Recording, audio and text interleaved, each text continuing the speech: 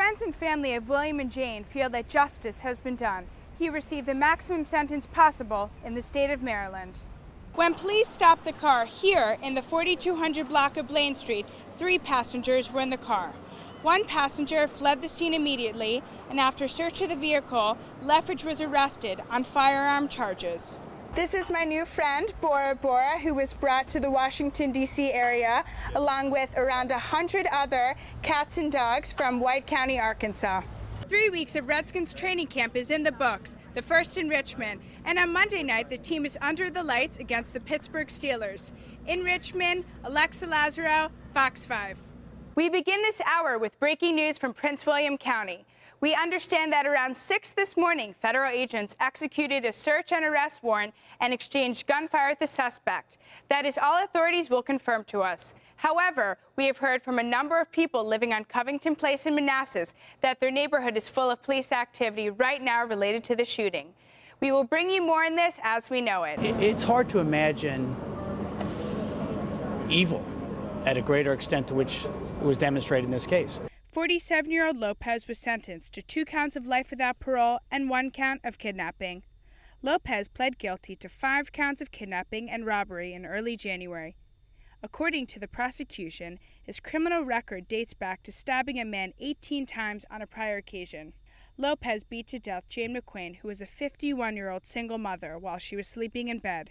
A short while later, he picked up 11-year-old William, brought him to the woods, and beat him to death with a baseball bat. William trusted this man. Lopez was not the boy's biological father, but William called him Dad. Prosecutors say that when Lopez was arrested, he was still wearing the shoes that had blood splattered all over them. Live in Rockville, Alexa Lazerow, Fox 5. Every day, thousands of people travel on this busy stretch of Connecticut Avenue in Northwest Washington, never noticing 2 very important snapshots of Regina Holliday's life. Regina Holliday is an artist. She painted those 2 murals and has devoted her life to being an advocate for healthcare reform. This art is more than just taking words and painting people's stories. It's a movement. Since 2009, Regina Holliday has gone from mural to mural, painting stories of those entrenched in the healthcare system. Now, she hopes to raise awareness and gain support in healthcare reform, 1 person at a time. The murals, 73 Cents and We Need More Nurses, are the works of art which inspired Holliday to start a movement in healthcare reform. Holliday draws inspiration from her own story. Her late husband struggled to get appropriate care during his 11 straight weeks in hospital. She takes on the role of a wife, mother, widow, artist, and activist to have people treated like people in healthcare. Holliday went from painting murals to painting the backs of suit jackets. I could be your canvas. Paint your stories on my back and I will wear them. And so I called those art jackets.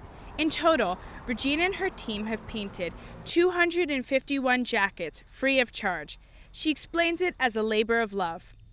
Each one is unique, just like the stories themselves. Not all the jackets are sad. A lot of them are happy. Regina asks people to wear their jackets in public and have others ask about them. We're doing a documentary right now to try to spread the movement. So a team is working on that in the goal of getting more artists and more walkers. It's something that I feel that I earned, I worked hard for, and it's gonna make my family proud, and I'm gonna be proud of myself. A homegrown athlete, Lefebvre played football at Northwest High School in Germantown. He went on to play college football at Rutgers University. He's played safety for the Indianapolis Colts since signing in 2011.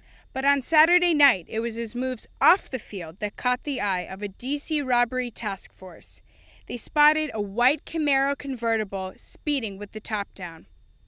According to the charging documents, the passenger in the back seat was not wearing a seatbelt and was standing while the car was in motion. Police tried to pull the car over in the 4600 block of Central Avenue, but were unsuccessful.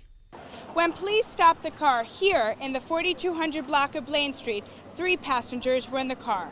One passenger fled the scene immediately, and after search of the vehicle, Leffridge was arrested on firearm charges.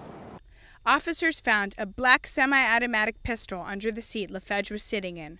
Also in the car, ammunition and an open container of alcohol. LaFedge and 23-year-old Aaron Timothy Wilson of Potomac, Maryland, were arrested.